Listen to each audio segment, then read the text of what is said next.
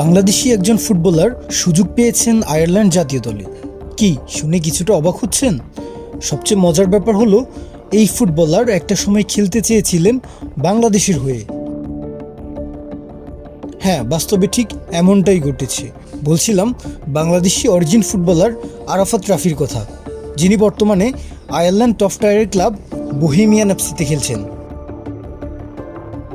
আর এবার সেই আরাফাত রাফি সুযোগ পেলেন আয়ারল্যান্ড অনূর্ধ্ব-15 জাতীয় দলে।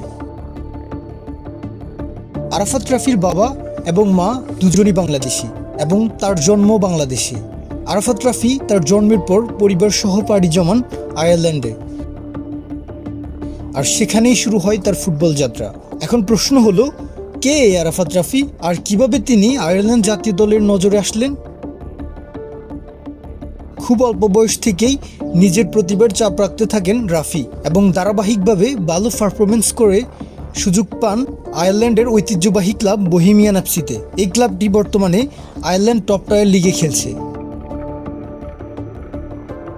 সেখানে অনূর্ধ্ব-15 দলে নিয়মিত পারফর্ম করে সামর্থ্যের প্রমাণ দিয়েছেন তিনি। রাফি মূলত একজন মিডফিল্ডার। রাফির সবচেয়ে বড় শক্তির জায়গা হলো তার টেকনিক, বল নিয়ন্ত্রণ এবং মাঠে দ্রুত সিদ্ধান্ত নেওয়ার ক্ষমতা। ছোটবেলা থেকেই তার খেলার ধরন কোচদের নজর কেড়েছে বেশ, আর সেই ধারাবাহিক পারফরমেন্সের পুরস্কার হিসেবেই এবার আয়ারল্যান্ড অনূর্ধ্ব-15 দলে জায়গা করে নিলেন এই ফুটবলার। তবে ইন্টারেস্টিং ব্যাপার হচ্ছে, একসময় আরাফাত রাফি বাংলাদেশের হয়ে খেলতে চেয়েছিলেন। নিজের শেকড়ের দেশকে প্রতিনিধিত্ব করার স্বপ্ন ছিল তার।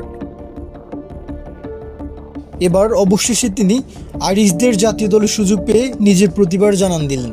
অবশ্য এর মানে এই নয় যে ভবিষ্যতে সব দরজাই তার জন্য বন্ধ হয়ে গেছে। ফুটবলের বয়সভিত্তিক জাতীয় দলে খেলার পর ভবিষ্যতে অনেক কিছু পরিবর্তন হতে পারে। তবে আপাতত রাফির পুরো মনোযোগ আয়ারল্যান্ড জাতীয় দলে। এটি হতে পারে বাংলাদেশের জন্য একটি গুরুত্বপূর্ণ বার্তা।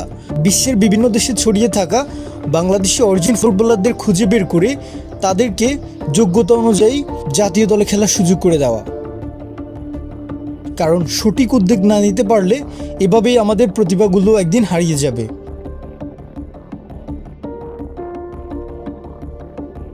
আর ভিডিওটি ভালো লাগলে অরিজিন বাংলাদেশ চ্যানেলটি সাবস্ক্রাইব করতে ভুলবেন না।